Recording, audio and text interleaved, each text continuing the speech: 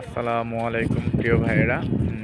আজকে আমি আপনাদেরকে বলবো সফল হওয়ার জন্য কি কি প্রয়োজন, কয়টি পথে সফল হওয়া যায়।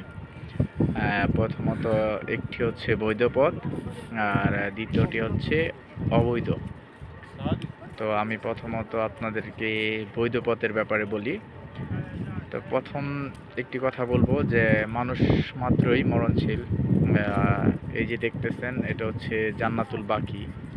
তো আপনাদের এই জন্যই এই ভিডিওটা দেখানো হইতেছে। আসলে সফল কোথায়, সফলতার শেষ কোথায়, আসলে এটাই সফলতার শেষ। আসলে যারা জান্নাতুল বাকিতে আছে তাদের নসিব অনেক ভালো, কারণ জান্নাতুল বাকিতে মানুষ দাফন হওয়া ব্যাপারে বলা হয়েছে যে তারা আসলে তাদেরকে কি বলে কবরের আযাব ছুঁইতে পারবে না, এজন্য তারা আসলে সত্যিকারের সফল। আসলে এখন আমি যদি বলতে যাই আসলে সফল কিভাবে হবে, খালি যে টাকা পয়সা ধন দৌলত গাড়ি বাড়ি থাকলে আপনি সফল, তেমন না। একজন গরিব মানুষও কিন্তু নিজ নিজ জায়গা থেকে সফল, সে যদি সৎ বৈধ উপায়ে চলে। কেননা আমরা মুসলিম, আমরা মুসলমান।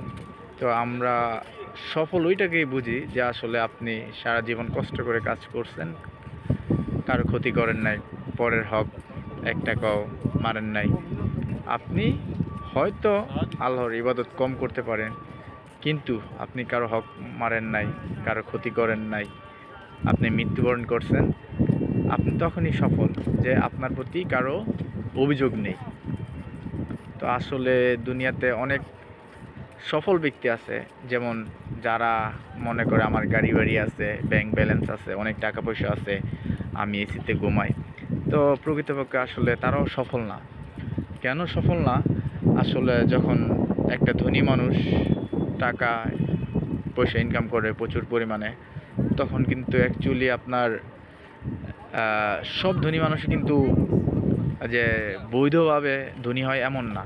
অধিকাংশ ধনী মানুষ আছে আপনার গরিবের টাকা পয়সা মেরে, শ্রমিকের টাকা পয়সা মেরে, অবৈধভাবে সরকারি ভ্যাট ট্যাক্স না দিয়ে বড়লোক হয় এবং প্রতিষ্ঠিত হয়। এবং কী হয় জানেন, তাদের রাতে কিন্তু ঘুম হয় না, অনেক টেনশনে। কারণ তাদের মাথায় অনেক চাপ থাকে যে কখন আমাকে ইনকাম ট্যাক্স রেট দিবে, কখন সরকারিভাবে চাপ দেবে যে আমি ট্যাক্স দিই না, কখন শ্রমিকরা আন্দোলন করবে তাদের ন্যায্য মজুরি দিই না। তো আসলে এইসব দিক দিয়ে চিন্তা করলে যে আসলে প্রকৃতপক্ষে ধনীরা কিন্তু সফল না, কারণ তাদের হিসাব বেশি। তারা যতদিন পর্যন্ত তাদের হিসাব দিতে না পারবে ততদিন পর্যন্ত তারা দোজখের এরকম ভয়াবহ আযাব ভোগ করবে। এই জন্যে আসলে সফল বলতে আমরা মুসলমান যে সারা জীবন হালাল হালাল আয় রোজগার দিয়ে চলা, মা বাবার দেখাশোনা করা, সবার সাথে ভালো ব্যবহার করা, কারো বা পরের হক না মারা। হয়তো গরিব, হয়তো কষ্টে দিন চলে, তারপরেও ওইসব লোকই সফল আমার মতে, যারা পরের হক নষ্ট না করে, কাউকে কারো মনে কষ্ট না দেয়। এইসব লোকই আমার মনে হয় যে সফল। তো আসলে সফলতা বলতে কিছু নেই। আমরা মুসলমান জাতি, আমাদের জন্য এটাই হওয়া উচিত যে আমরা ইমানি দিক দিয়ে সফল হইতে চাইলে আসলে টাকা পয়সার দিকে যাওয়া যাবে না। হ্যাঁ যাবেন, কেন যাবেন না? যদি আপনি সৎ বৈধ উপায়ে যান অবশ্যই যাবেন, কিন্তু পরের হক মারা যাবে না। তো আসলে কথাগুলো বলতেছি এই কারণেই, তো আমি একটা প্রবাসী, দীর্ঘদিন না, হয়তো বছরখানিক যাবৎ সৌদিতে আছি। তো অধিকাংশ মানুষ আসলে সাপ্লায়ার বা যারা আসলে দালাল বলে আর কি, বিভিন্ন জায়গায় তাদের মাধ্যমে লোকজন কাজ করে। তো দেখা যায় যে তারা অধিকাংশ সময় মানুষের টাকা দেয় না। 2 মাস 3 মাস 4 মাস কাজ করার পরে 1 মাসের টাকা দেয়, বাকি টাকাটা তারা দেয় না, দিতে অস্বীকার করে, আজ দিব কাল দিব, এইভাবে তারা ঘুরায় হাজার হাজার মানুষের টাকা তাদের পকেটে। কিন্তু মানুষ যারা ন্যায্য মজুরি ন্যায্য টাকা পাওয়ার কথা, তারা টাকা পায় না।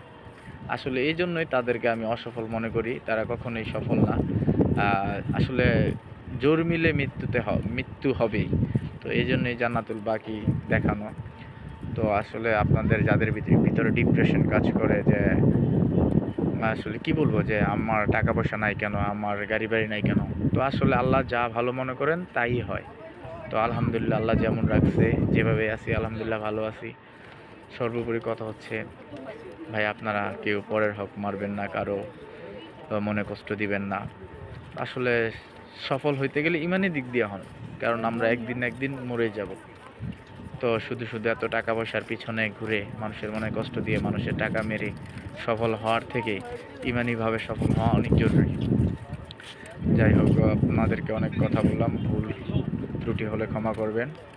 আসসালামু আলাইকুম ওয়া রাহমাতুল্লাহি ওয়া বারাকাতুহু।